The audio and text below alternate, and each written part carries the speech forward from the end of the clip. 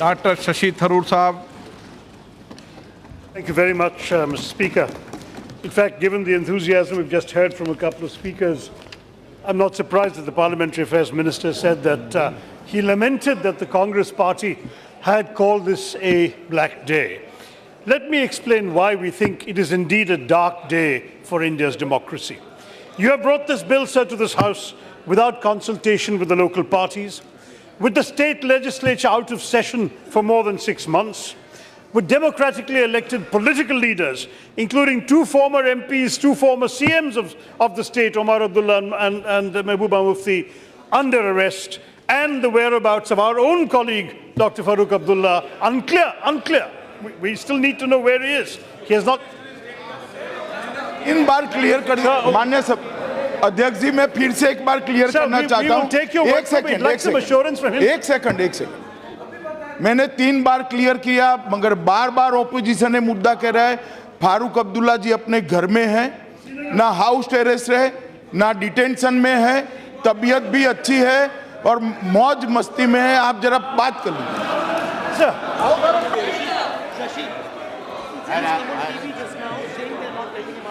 Sir उसने television पे कहा है कि उसे बाहर जाने को इजाजत नहीं दे रहे आप लोग सर जाइए सदन को अवगत करा दिया मैं रिकॉर्ड पर स्पष्टता करता हूं वो हाउस अरेस्ट में नहीं है उनको नहीं आना है तो गन कनपट्टी पर रखकर बाहर नहीं ला सकते हम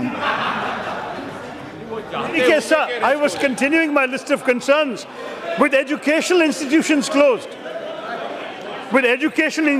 closed, exams postponed, television networks suspended, communications out, landlines blocked, internet down, and most important, with flagrant disregard for both the letter and the spirit of our Constitution.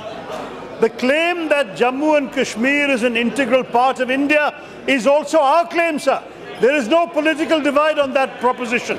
It is the Congress Party's belief, and we are not challenging that. But the way you have pursued that claim with this bill, sir, is an affront to our very values as a democracy, as a nation, and has already done serious damage to our international standing and our credibility as a nation of laws, as a nation of democracy, and above all of the culture of decency, which was our culture in the way this has been carried out, that has also been betrayed.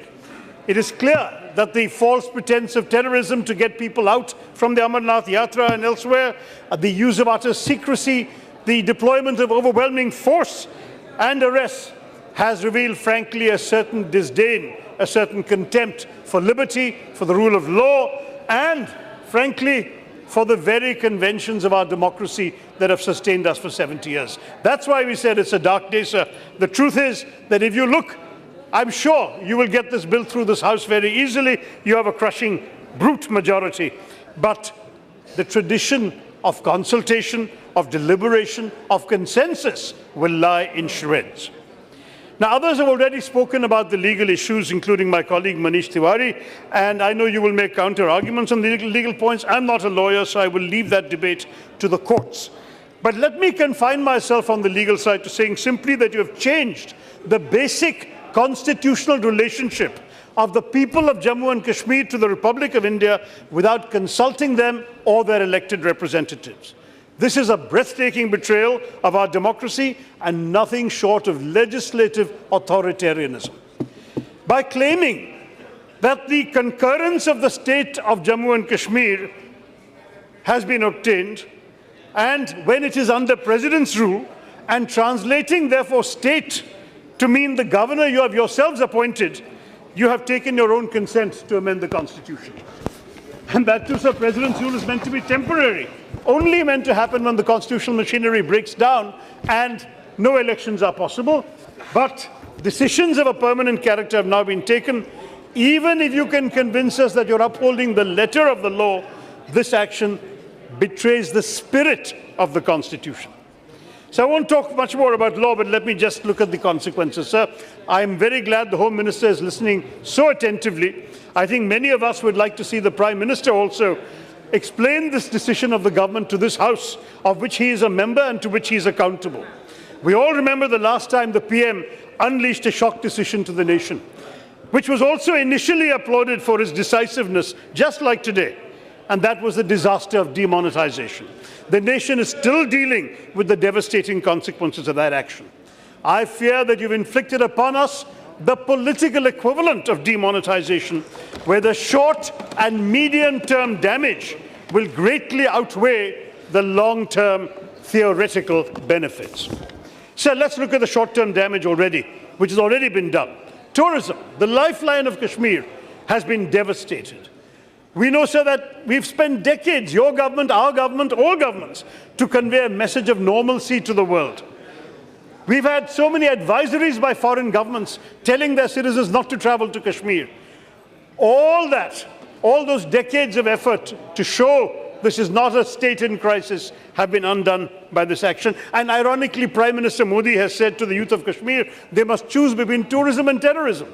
With all the unemployment in Kashmir that has been mentioned already, the truth is tourism could have absorbed some of the young people. They have doubled the rate of unemployment of the rest of India, 24.6%. Now, what I want to say to you is, instead, we all know that though tourism, when it goes up, unemployment goes down, what is going to happen today is that you have actually thrown out the tourists from Jammu and Kashmir. So advisories are back in foreign countries, tourists are out, shikara operators are out of business, handicraft makers and carpet weavers are broke, and the Amarnath Yatra has been rudely interrupted. But even so, sir, our fellow citizens, what conditions are they living in? We are proud to say Kashmiris are our fellow citizens. But I ask you, sir, look at a place where stores are closed, petrol pumps are closed. There is a shortage of fuel and essential supplies are beginning to run out. There's no communications available. People can't even watch television unless they have a satellite link, which very few rich ones have. Nearly 7 to 8 million citizens of our country are living in a near total blackout. Isn't this a betrayal of Vajpayee ji's famous formula of Insaniyat, Jumhuriyat and Kashmiriyat? Let me ask you, sir, when will Achhe Din come for the people of Kashmir? Oh, yes, yes. When they're locked up behind their own homes. Sir, the fact is that a state, let me talk, Minister Saab, a state that was gently prospering, despite the troubles, Kashmir's gross state domestic product was better than 12 other states and union territories in our country. That state has been given an economic setback in the name of your reform and progress. In the name of unity, you are promoting division. And in the name of prosperity, you are promoting poverty in Kashmir. I feel this is a very sad situation. Now let's look at the medium-term consequences that are going to follow. Obviously, security, sir. The Home Minister has to be concerned about this, because by locking up the democratic parties and their leaders, you're opening up a space for undemocratic forces. You claim that we were winning the battle against terrorism, and perhaps we were, but now we're giving a fresh lease of life to the terrorists. And must say, we are facing a situation in which they can cite a new injustice for them to fight. You have made the mainstream pro-India parties irrelevant and powerless to stop extremism. That is the legacy that this decision is going to give our country. You may drive more misguided young Kashmiris to join the militants than ever before. And our brave Jawans will be even more in harm's way and in danger as a result of this action. And when the Americans complete their withdrawal from Afghanistan and the Taliban, of course, their victory is complete, there will be a lot of idle Mujahideen and ISIS and Al-Qaeda ready to join Pakistan's efforts to attack our country. You have given them more excuses to seek help and money for their nefarious work. And, of course, we know what's happening to our federalism. Everyone has said this, I will be brief on that the various states in the northeast, as well as for that matter Himachal, have very similar restrictions under Article 371. If all it takes is for this government to declare president's rule and use their majority in this parliament to make decisions for the legislatures of those states, are any of them safe? What has happened to our nation's respect for federalism, for minority rights? Can any Indian anywhere take his constitutional protections for granted? Sir, I need a few more minutes, sir. Just a couple more minutes. The international implications are very serious for our country. So with this action, we have thrown out 70 years of assurances to the international community and the UN. Pakistan has already taken the issue to the UN, sir, and is speaking to its foreign friends, and the UN has issued a statement calling for restraint. Is this not embarrassing for our nation?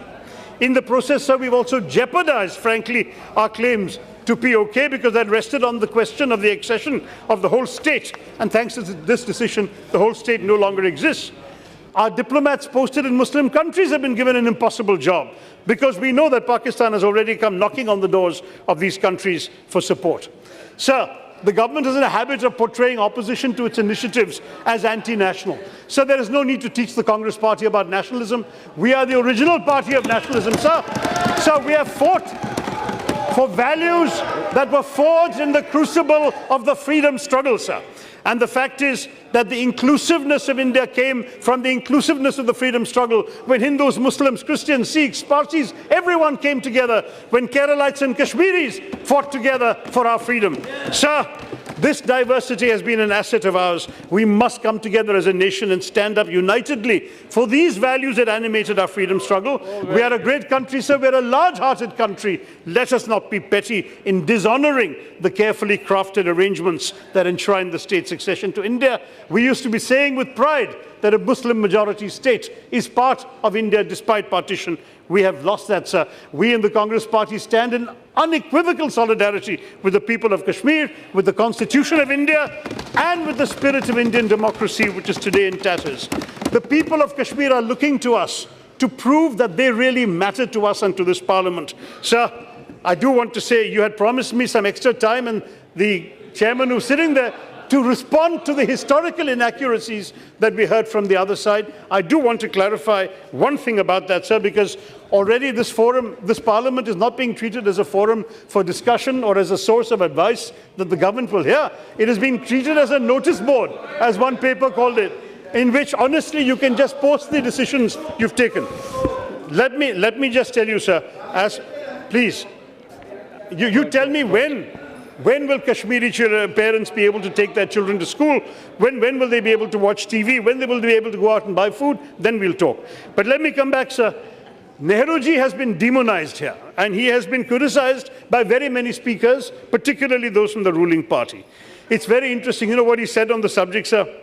He said, in the Lok Sabha in August 1952, exactly 6-7 years ago, he said, we fought the good fight about Kashmir on the field of battle and in many a chancellery of the world and in the United Nations.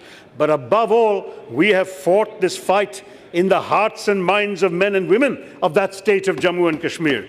Because ultimately, he says, I say this with all deference to this Parliament, the decision will be made in the hearts and minds of the men and women of Kashmir, neither in this Parliament, nor in the United Nations, nor by anybody else, sir.